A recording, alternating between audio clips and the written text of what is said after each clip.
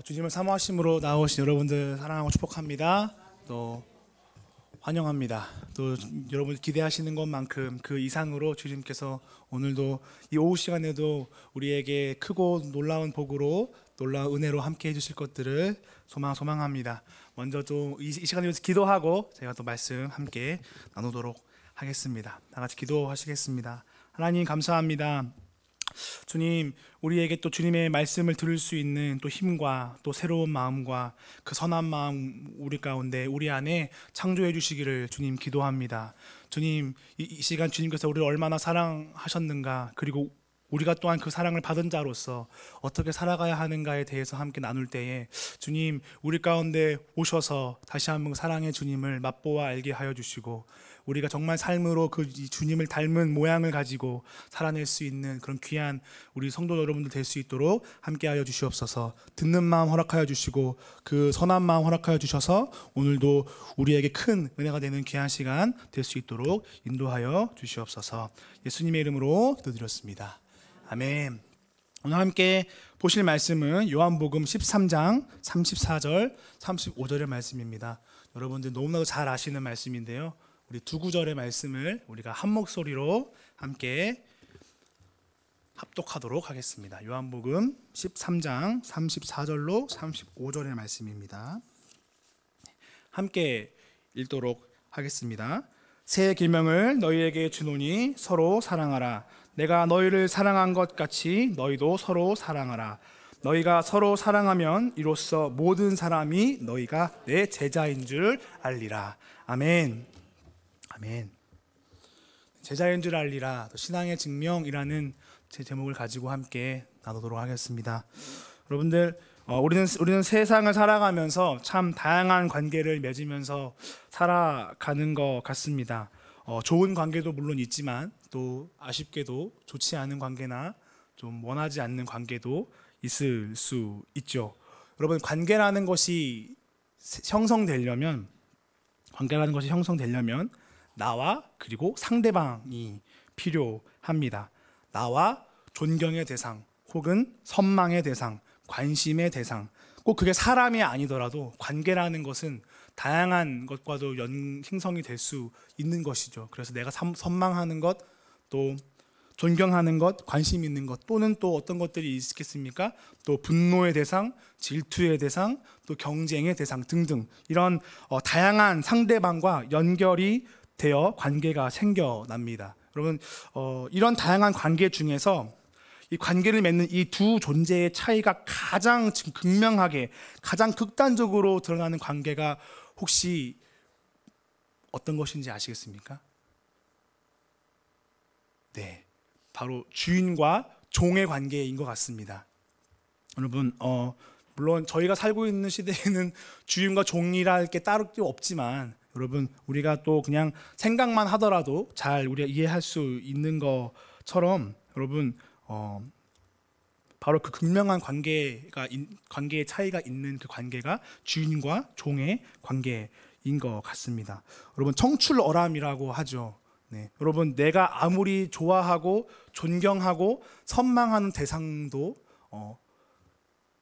그분보다 더 잘 될 수도 있고요, 정말 감사하게 그분보다 더 훌륭한 존재가 될 수 있습니다. 그런데 뭡니까? 방금 말씀드렸던 그 주인과 종의 관계는 극복될 수 없는 관계죠. 종이 아무리 잘하고 아무리 뛰어나 봐야 주인과의 그 관계를 뛰어넘을 수 없는 극명한 관계인 것입니다. 종은 주인의 절대적인 영향을 받죠. 심지어 자기 자신보다 주인을 먼저 위해야 하는, 나보다 주인이 우선시 되는 삶을 살아가는 것이 바로 종의 삶일 것입니다. 이렇게 관계는 기본적으로 쌍방이지만 주인과 종처럼 예외도 있을 수 있는 것 같습니다. 여러분, 우리는 그리스도인이죠. 우리는 그리스도인입니다. 방금 말씀드렸던 것처럼 예수님을 주인으로 모시는 사람들이고, 교회는 그런 사람들의 모임입니다. 관계적으로 봤을 때 예수님이 주인이시면 예수님을 주인 삼은 사람, 우리는 바로 그분의 소유가 되는 것이죠. 여기서 참 놀라운 것이 하나 있는데요, 그 주인 되신 분이 우리를 이미 소유 삼으셨습니다. 이미 우리를 소유 삼으셨죠. 그런데 이 주인이요, 다른 주인과는 달라서, 다른 어떤 주인들과는 달라서 소유한 바 된 우리에게도 선택권을 주셨습니다. 어떤 선택권일까요? 나를 주인 삼을 주인을 정말 나의 주인으로 삼을 선택을 우리에게 할 수 있도록 내어 주신 것이죠.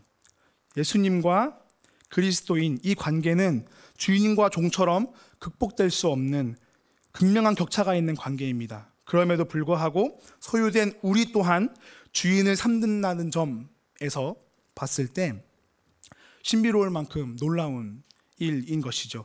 그러므로 예수님과 우리의 관계는 쌍방이 성립이 되는 것입니다. 그렇기 때문에 하나님과의 우리의 관계는 주인과 종, 왕과 백성의 관계임과 동시에 부모와 자녀, 친구와 친구, 인격과 인격으로 관계가 될 수 있게 된 것이죠. 여러분, 그리스도인은 그런 관계 안에서 오늘 우리 오전에 담임 목사님께서 말씀하셨던 것처럼 우리는 그리스도인은 예수님 안에서 예수님과 함께 사는 사람들입니다.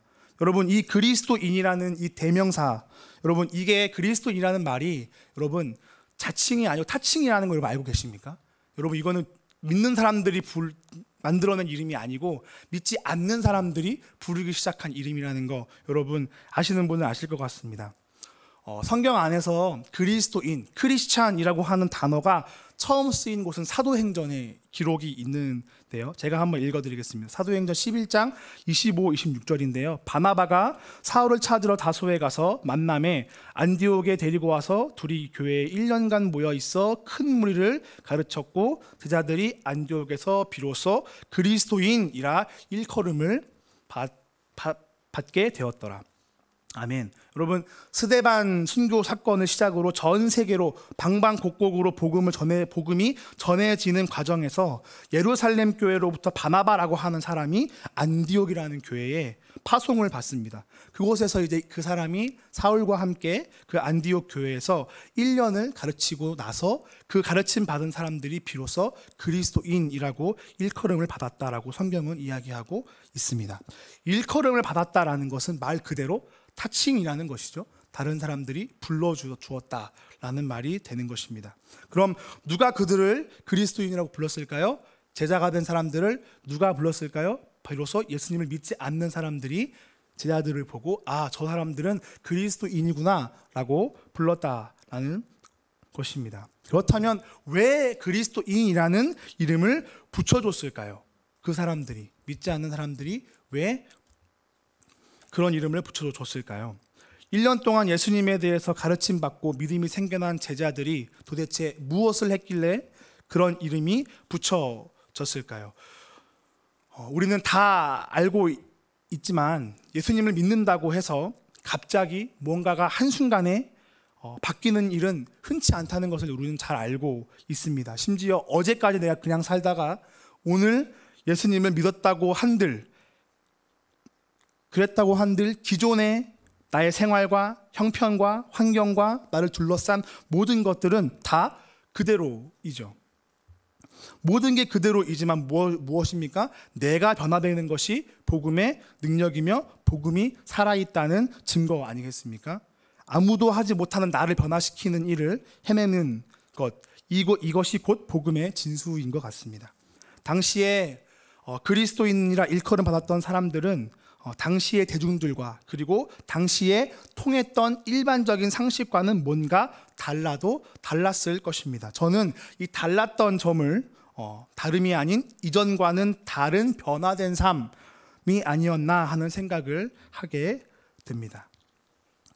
오늘 본문은 예수님이 잡히시기 전에 제자들에게 당부하신 말씀입니다. 사랑.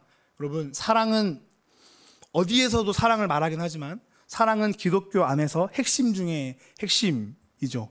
이 두꺼운 성경책을 한 문장으로 표현을 하게 되면은 하나님은 사랑이시다라는 것이 나오는 것처럼 그만큼 이 사랑이라고 하는 것은 기독교 안에 있어서 굉장히 중요한 것이죠. 그리고 하나님은 사랑의 대명사이십니다.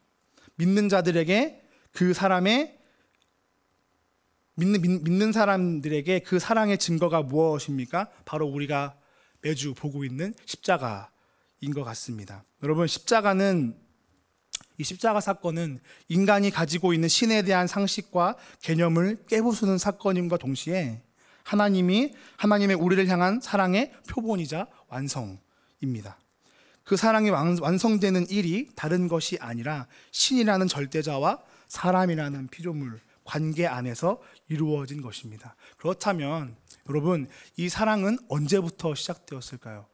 이 사랑은 언제부터 시작되었겠습니까? 바로 우리가 성경책을 처음 피면 나오는 창세기 1장 1절, 태초에 하나님이 천지를 창조하셨다. 저는 하나님의 사랑의 시작을 창조로 믿고 있습니다. 어떻게 창조가 하나님의 사랑이라고 할 수 있을까요? 여러분 또한 잘 아시는 말씀처럼 요한복음 3장 16절에 또 우리가 잘 알고 있죠. 하나님이 세상을 이처럼 사랑하사. 하나님은 자신이 지으신 세상을 사랑하셨습니다. 하나님은요, 창조 사역의 마지막에 사람을 만드시고 첫째 날부터 여섯째 날까지 만드신 모든 것을 사람에게 맡기셨습니다. 여러분, 저는 이 부분을 보고 묵상할 때마다 마치 신혼부부가 생각나는 것 같습니다. 물론 제가 아직 그런 경험은 없지만 앞으로 하게 되겠죠. 아멘. 감사합니다. 그렇죠. 마치 우리가 직접 경험해보지는 못해도 생각만으로도 공감되는 부분들이 있는 것 같습니다. 서로를 너무 사랑한 이 한 신혼부부가 사랑의 결실로 태중에 아이를 가지게 되었다고 한번 생각해 봅시다. 여러분, 보통 아이를 가지게 되면 예비 부모님들은 뭘 하나요? 뭐 하셨습니까, 여러분? 자녀가 있으신 분들, 뭔가를 하셨죠, 그렇죠? 뭔가를 하지 않겠습니까? 근데 아이를 가지게 되면 여러 가지가 있을 수 있겠죠. 그렇지만 아이를 맞이할 준비를 하지 않겠습니까?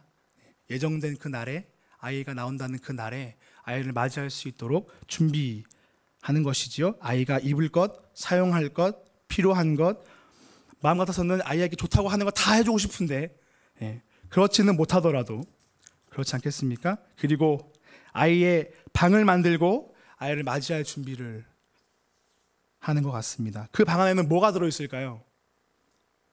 그 방 안에는 부모가 맞이할 아이를 위해서 준비해 놓은 모든 게 그 아이의 방에 다 들어가 있습니다. 모든 필요한 거, 이 아이가 태어나면 사용할 거, 모든 것들이 그 방 안에 다 들어가게 되는 것이죠. 그 방은 태어날 아이만을 위한 세상입니다. 그리고 방 안에는 방금도 말씀드렸던 것처럼 이미 아이가 태어나기 전부터 예비해둔 모든 것이 그 방 안에 들어가 있는 것이죠. 가득 차 있는 겁니다. 그 방 안에. 그렇게 해서 태어난 아이는 자신에게 주어진 그 세상을 맞이하고 누리게 됩니다. 그러면서 부모는 그 태어난 아이에게 이렇게 얘기할 수 있겠죠. 다 네 거야. 너를 위해서 엄마가, 아빠가 준비했어, 만들었어 라고 이야기할 수 있겠죠. 저는 이것이 창조이고 사랑의 시작이라고 말씀드리고 싶습니다. 그 사랑 때문에 이 세상도 우리에게 주어진 것이고 하나님과의 관계도 우리에게 주어지게 된 것입니다. 그렇게 하나님의 사랑을 가득 담아서 만드신 세상, 하나님은 이 세상을 보시고 참 좋았더라 라고 말씀하셨습니다. 그렇게 사랑을 시작하신 하나님께서 예수님을 통해 내가 사랑으로 담아 만든 세상과 창조물들을 사랑해라 라고 말씀하고 계신 것입니다. 설교를 준비하면서 저는 오늘 이 본문이 제게 개인적으로 이렇게 말을 걸어오는 것 같았습니다. 네가 누구인지 스스로 증명하려고 하지 말고 그저 사랑해라. 사랑할 때, 그렇게 했을 때 증명받게 될 것이다 라고 저에게 말을 걸어오는 것 같았습니다. 여러분, 사랑은 관계 안에서 이루어집니다. 그래서 서로 사랑하려면 관계를 잘 맺어야 하는 것이죠. 성경 안에서 크게 5가지의 관계를 찾아볼 수 있습니다. 감사합니다. 정말 제가 참 복이 많은 전도사인 것 같습니다. 감사합니다. 네, 그렇죠. 자, 성경 안에서 크게 5가지의 관계를 찾아볼 수 있는 것 같은데요. 하나님과의 관계, 그리고 또 뭐가 있겠습니까? 이웃과의 관계, 그리고 나와의 스스로와의 관계, 그리고 세상과의 관계, 그리고 마지막 사단과의 관계. 이게 총 5가지의 관계를 성경 안에서 찾아볼 수 있는데요. 우리는 이 5가지의 관계를 정말 잘 맺을 필요가 있습니다. 뭐 다 하나하나 말씀드리기엔 너무 시간이 많이 걸리니까 각 관계마다 여러분들 핵심적인 요소가 있는데요. 바로 하나님과의 관계에서의 핵심은 경외함입니다. 그리고 이웃과의 관계의 핵심은 사랑이죠. 그리고 나 스스로와의 관계의 핵심은 겸손입니다. 그리고 세상의 모든 피조물들과의 관계는 오리지널 디자인, 원형입니다. 그리고 마지막 사단과의 관계의 핵심은 말씀과 진리를 통한 영적 전쟁입니다. 중요한 사실은요, 이 모든 관계 안에서요, 여러분, 우리는 단 하나도 스스로 증명할 필요가 없다는 겁니다. 내가 누구인지, 내가 그리스도인인데 제가 말이에요, 이렇게 우리는 스스로 뭔가를 증명해낼 필요가 없다라는 것입니다. 또한 그렇게 하시면 안 됩니다 라고 말씀드리고 싶습니다. 우리는 이 관계들 안에서 증명을 이미 받았거나 받아야 합니다. 무슨 말이냐면 하나님이 먼저 우리에게 붙여주신 이름이 있습니다. 의신칭이라고 하죠. 하나님이 우리를 의롭다고 칭해주셨다, 불러주셨다라고 하는 그 의신칭이, 여러분, 이것을 통해서 우리에게 어떤 일이 일어났습니까? 우리의 상태는 죄인이지만 우리의 신분은 언제나 의인인 것이죠. 왜요? 하나님이 불러주셨기 때문에, 증명해 주셨기 때문에 우리는 하나님으로 인해서 의인이라고 증명을 받은 것입니다. 여러분 꼭 기억하시기를 바라요. 그렇죠? 하나님에 의해 우리는 의인이라고 불러졌습니다. 그러므로 우리는 하나님께 증명을 받은 것입니다. 이와 동일하게 우리는 이웃과 세상과 사단에게 증명받아야 될 것이 있습니다. 그리고 나 스스로에게도 우리는 삶으로 살아내는 것을 통해 증명받으셔야 됩니다. 아, 얘는 정말 그리스도인이구나.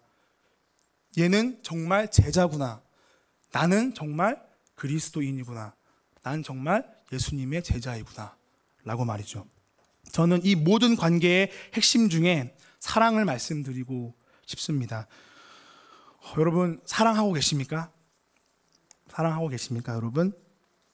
여러분 누구를, 무엇을 사랑하고 계십니까?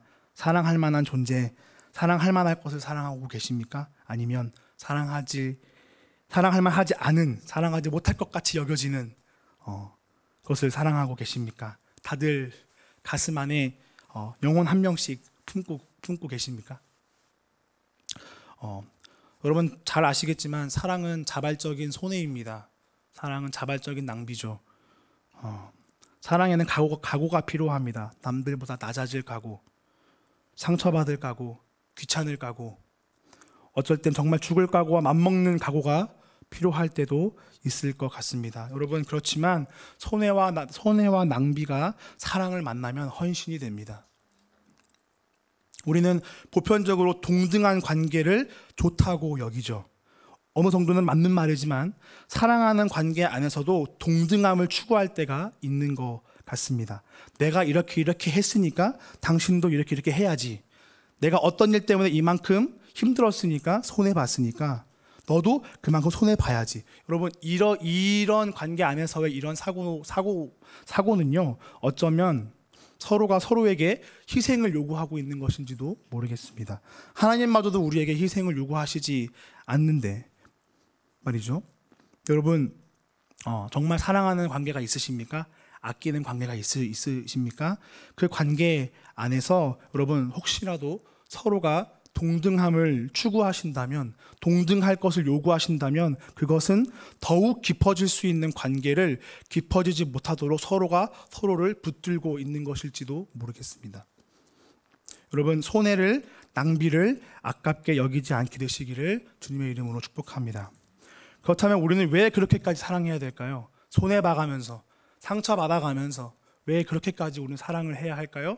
그리고 예수님은 왜 너희가 사랑할 때 제자인 줄 알게 될 거다라고 말씀하셨을까요? 제가 시를 별로 접해본 적이 없는데 그 윤동주 시인의 작품 중에 십자가라는 시가 있습니다. 이 시 안에는요, 윤동주 시인이 예수님을 어떤 분으로 알고 있었는가가 표현되어 있는데요. 그 시 안에는 이런 표현이 있습니다. 괴로웠던 사나이, 행복한 예수 그리스도. 이런 표현이 있거든요. 윤동주 시인은 예수님이 괴로웠지만 행복했다라고 이야기하고 있습니다. 무슨 말일까요? 여러분, 예수님도 십자가를 지시는 것을 괴로워하셨습니다. 그렇지만 행복하다고 이야기하는데요. 예수님은 말 그대로 십자가에 달릴 만큼 사랑했던, 지켜야 했던 것이 있었다라는 것입니다. 윤동주 시인 또한 본인 또한 자신이 사랑하고 지켜야 할 것을 생각하며 십자가에 달린 예수 그리스도를 묵상했던 것이죠. 여러분, 혹시나 십자가에 달리신 예수님을 우리는 그저 바라만 보고 있지 않습니까? 그렇다면 십자가는 장식에 불과할 뿐입니다. 다른 우상들의 형상과 다를 것이 없죠. 우리는 다른 것이 아니라 예수 그리스도의 복음과 사랑을 들고 하나님이 창조하신 세상의 원형의 회복과 영혼 구원을 위해 하나님을 대적하는 세상 안에서 구분이 아니라 구별된 삶으로 우리의 신앙은 이웃과 세상과 사단과 스스로에게 증명되어져야 합니다. 정말 저 사람이 그리스도인이구나. 정말 저 사람이 예수님의 제자이구나. 그리스도인으로서 증명되는 예수님이 채택하신 방법, 그것은 바로 오직 서로 사랑하는 것이었습니다.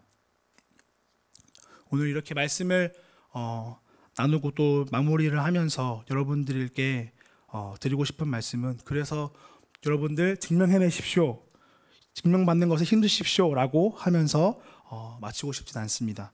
오늘 설교자로서의 저의 작은 바람이 있다면, 그래 내가 증명받아야지, 이게 아니라 오늘 본문 말씀처럼 너희가 서로 사랑할 때 내 제자인 줄 알리라. 여러분, 그저 사랑하시기 바랍니다. 그저 사랑하시기 바랍니다. 아무리 좋은 것이라 할지라도요, 그게 무엇이든 여러분 증명하려고 하지 마시고 서로 사랑하시기 바랍니다. 여러분, 로마서 10장에도 이런 말씀이 있습니다. 말해주는 사람이 없는데 우리가 어떻게 알겠느냐. 전하는 사람이 없는데, 말해주는 사람이 없는데 어떻게 우리가 그것을 알 수 있겠느냐라고 이야기하는 구절이 있습니다. 여러분, 사랑하시는 데 있어서 사랑이 부족하십니까? 힘과 용기가 부족하십니까? 육체와 마음이 연약하십니까? 사랑하기에 두려우십니까? 하나님은 하나님의 일을 하십니다. 여러분, 하나님이 찾으시는 것은 그 사랑을 전달해줄 전달자, 통로를 찾고 계십니다. 찾는다는 것은 많지 않다는 뜻이죠. 흔하지 않다, 희귀하다라는 것입니다. 예배 드리는 사람은 많지만 지난 주일에도 오전 예배 때 말씀하셨던 것처럼 말로는 주여 주여 하는 사람들은 많지만 하나님은 여전히 정작 하나님의 사람을 찾고 계시다는 것입니다. 어떻게 사랑하는 게 좋을까? 어떻게 사랑하는 것이 효율적일까? 효과적일까? 여러분, 그런 거 고민하지 마시고요. 사랑은 원래 연비가 좋지 않습니다. 사랑은 가성비가 떨어집니다. 그러나 결국에는요, 여러분, 사랑하기를 결정하시면, 결국에 사랑하시게 되면요, 증명되어지고 증명받으실 겁니다. 모든 관계 안에서 여러분들은 그리스도인이구나, 제자이구나 라고 여러분들은 증명받으시게 될 것입니다. 그렇게 사랑을 삶으로 실천하는 저와 여러분이 되시기를 축복하고, 저희가 곧 이사 가게 될 해안동에서도 여러분 그 사랑을 나누실 수 있도록 여러분 계속해서 사랑하시고, 혹여나 그러지 못하고 계셨더라면 지금부터라도 여러분 다시 사랑을 시작하시기를 주님의 이름으로 축복합니다. 네, 우리 함께 기도하고 마치도록 하겠습니다.